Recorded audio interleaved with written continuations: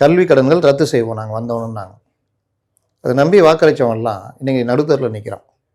அன்னைக்கு 2021 ஒரு 28 வயசு மாணவர் கல்வி கடன் வாங்கிட்டு ஒரு 5000 ரூபா. இப்ப என்னதான் சொல்ல வர்றீங்க?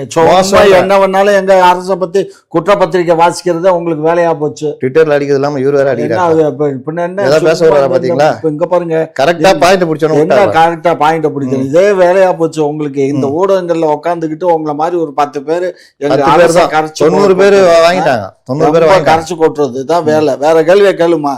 சும்மா என்னத்தையோ ஓதி விட்டுக்கிட்டு போயிட்டு 21 வயசுல ஒருத்தன், 21 ஒருத்தன் 28 வயசுல ஓட்டு போட்டவன் 30 இன்னைக்கு என்ன 32 வயசு கல்வி கடன் ரத்து பண்ணாம அதை அடைச்சிக்கிட்டு அவனுக்கு மிரட்டிக்கிட்டு பேங்க்ல இருந்து மிரட்டிக்கிட்டு இன்னைக்கு கஷ்டப்பட்டுக்கிட்டு இருக்கிறாங்க. இதெல்லாம் பண்ணிக்கிட்டு தமிழகம் இதாகிடுச்சுன்னு இந்த டிடி எல்லாம் கூப்பிட்டுக்கிட்டு அவங்களுக்கு ஒரு பெரிய அமௌண்ட்டை கொடுத்து பேச விட்டு டிடியை கூப்பிட்டு ஏங்க தெலுங்கானா முதலமைச்சர் வந்தாரு, அதெல்லாம் உங்களுக்கு கண்ணுக்கு தெரியல, காது கேட்கல.